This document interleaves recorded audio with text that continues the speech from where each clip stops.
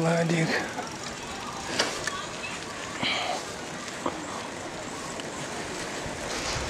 Dviračiu važiuojant biškį lengviau filmuot.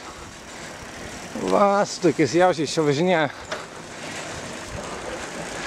Tai Ladiko saloj, va, koks transportas. Ten vos ir stovėjo toksai.